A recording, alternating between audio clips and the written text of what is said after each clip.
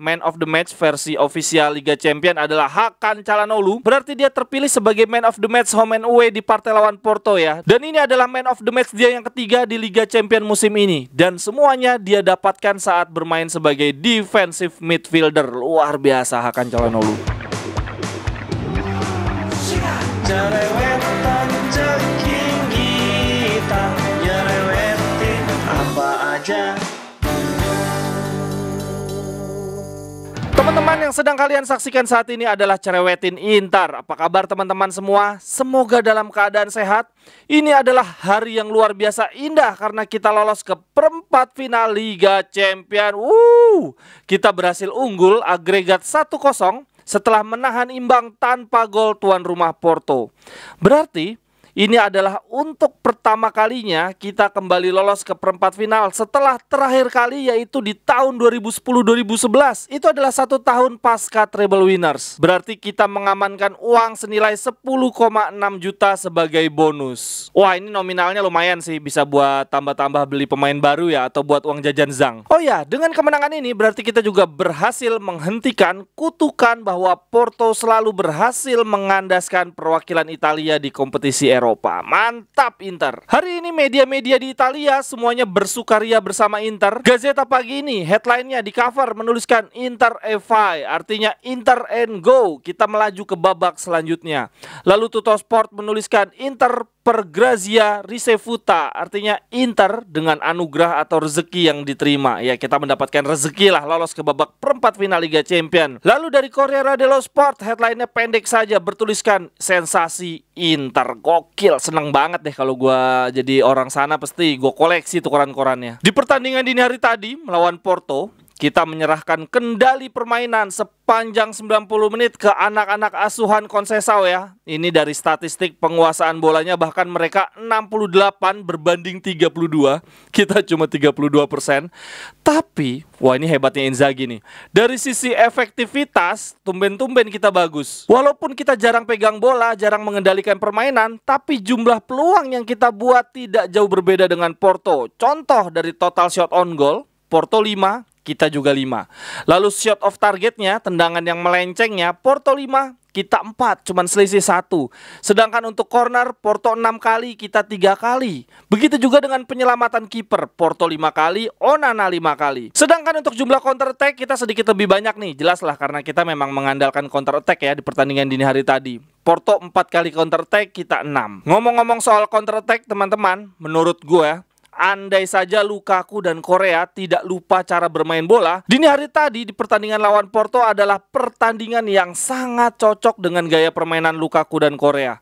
Banyak banget space untuk counter attack. Tapi sayangnya duet penyerang yang kita pasang, Dzeko dan Lukaku, tidak bagus dalam hal dribble dan speed ya. Jadinya banyak counter attack terbuang percuma. Lalu bukan Inter namanya kalau tidak menyiksa jantung para fansnya. Masa injury time babak kedua 7 menit, itu adalah 7 menit penyiksaan bagi anak-anak Inter. Kita dibombardir habis-habisan. Aduh gila, untung jantung gua sehat. Total dalam catatan gua ada 1 shot Porto yang terselamatkan tipis di garis gawang oleh Dumfries. Lalu ada 1 penyelamatan gemilang juga oleh Onana. Kemudian ada 2 kali tembakan yang mengenai mistar gawang. Itu semua terjadi dalam waktu 7 menit aja teman-teman. Jadi di pertandingan lawan Porto dini hari tadi, selama 90 menit ya, selama waktu normal, kita lini tengah dan lini belakang bertahan sangat solid, membuat pemain Porto kesulitan mengirimkan bola ke kotak penalti. Begitu injury time 7 menit, tiba-tiba pemain Porto dengan mudahnya mengirimkan bola ke kotak penalti, sehingga terjadi banyak kemelut di depan gawang. Waduh, itu stres banget. Selain penyelamatan gemilang Onana dan Dumfries di menit-menit akhir, gue juga mencatat ada beberapa hal menarik dari partai lawan Porto dini hari tadi. Kejadian menarik yang pertama, Di Marco di babak pertama bikin 1 block shot yang luar biasa, tendangan dari Evan Nilsson. Wah, itu kalau sampai nggak keblok rasa-rasanya bisa gol sih, karena udah deket banget sama gawang. Lalu kejadian menarik lainnya, wah ini sebetulnya bukan kejadian yang menarik-menarik banget ya, cenderung kejadian menyebalkan. Barella bikin 2 kali salah umpan, yang salah satunya berakibat Darmian kena kartu kuning.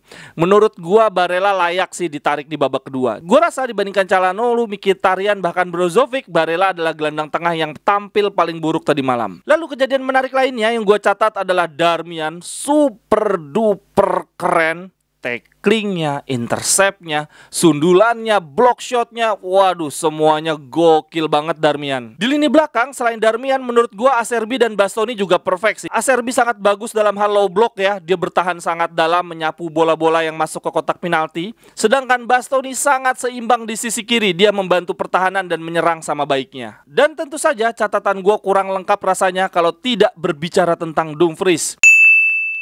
Bagi teman-teman yang usahanya, yang bisnisnya mau gue promosiin, silakan hubungi kontak gue yang ada di kolom deskripsi. Ada 3 cara untuk promosi di YouTube gue. Cara yang pertama akan gue ulas secara langsung.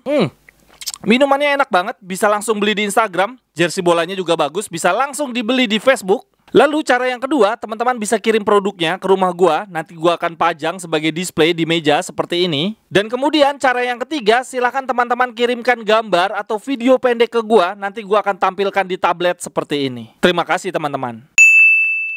Dini hari tadi di pertandingan lawan Porto, Dumfries bikin 2 aksi luar biasa. Aksi yang membuat gua harus menahan diri untuk tidak ngejek-ngejek Dumfries setidaknya untuk beberapa hari ke depan ya. Aksi yang pertama tentu saja ketika Dumfries menyelamatkan bola. Onana sudah tidak berkutik, untung posisinya Dumfries tepat untuk menghalau bola di garis gawang. Lalu aksi yang kedua, ini aksi yang paling keren. Best skill Dumfries di tahun 2023. Dumfries ngeluarin ulti ya teman-teman, dia melorotin celana pemain Porto. Ini gue coba membayangkan jadi Dumfries, mungkin dia mikir gini ya. Kalau gua tarik tangannya pemain Porto, nanti gua kena kartu kuning. Kalau gua tarik bajunya, pasti gua kena kartu kuning juga. Ya udahlah, gua pelorotin aja celananya. Tapi jujur ya teman-teman, tanpa bermaksud subjektif, mengolok-olok pemain sendiri, tapi memang Dumfries itu parah banget sih sepanjang pertandingan. Dia ngelempar out aja salah, passing salah, defense salah. Lalu di babak pertama ada kesempatan serangan balik, dia udah di depan, bukannya nusuk pala jatuh. Dan yang lebih parah lagi, di babak pertama Porto sepertinya menyadari bahwa sisi lemah Inter adalah sisinya Dumfries. Jadi lebih banyak serangan Porto melalui sayap kiri mereka atau di bagian kanan kita. Untungnya Darmian bermain luar biasa. Lalu catatan menarik lainnya adalah Man of the Match versi official Liga Champions adalah Hakan Çalhanoğlu. Berarti dia terpilih sebagai Man of the Match home and away di partai lawan Porto ya. Dan ini adalah Man of the Match dia yang ketiga di Liga Champions musim ini. Dan semuanya dia dapatkan saat bermain sebagai defensive midfielder. Luar biasa Hakan Çalhanoğlu. Tadinya gue pikir yang dapat award Man of the Match adalah Onana atau Darmian karena mereka juga bermain sangat bagus. Bahkan di hari tadi di pertandingan lawan Porto, Onana melakukan 6 kali penyelamatan, 2 pukulan, 2 clearance, 45 sentuhan, kemudian 12 kali long ball akurat. Kalau dilihat dari sisi statistik, gua rasa kita sudah tidak perlu menyaksikan kehebatan Onana sih. Gua rasa dia adalah salah satu perekrutan terbaik kita di musim ini. Dan gua harap Handanovic udah deh, nggak usah maksa-maksain jadi starter lagi. Oh ya teman-teman, ini ada fakta menarik. Kan banyak tuh anak-anak Inter yang ingin Inzaghi dipecat lalu digantikan oleh Conte. Ini adalah faktanya ya teman-teman. Tim yang dilatih oleh Conte gugur di Liga Champions, dikalahkan oleh AC Milan. Tim yang kita bantai 3-0 di Supercoppa. Lalu banyak juga yang meminta Inzaghi digantikan oleh Diego Simeone. Loh, teman-teman, coba kita lihat babak grup Liga Champions musim ini. Timnya Diego Simeone, Atletico Madrid, itu jadi juru kunci. Sedangkan Porto di grup itu memimpin klasemen. Kita mengalahkan Porto, teman-teman. Inzaghi mampu mengalahkan Porto, sementara Diego Simeone timnya ada di paling bawah. Sekian dulu untuk cerewetin Inter hari ini. Kalau menurut teman-teman, jalannya pertandingan lawan Porto gimana? Silahkan tuliskan analisisnya. Menurut teman-teman, momen menarik apa? Kemudian pemain terbaik menurut teman-teman siapa? Tuliskan di kolom komentar. Sampai ketemu di cerewetan-cerewetan berikutnya. Bye bye, thank you. Cerewetan